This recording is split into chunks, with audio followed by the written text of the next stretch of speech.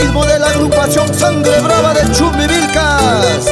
Viene bailando, viene gozando Zenón Oroz Farfán, Francisco Peña y su dignísima esposa Cirila Loaiza.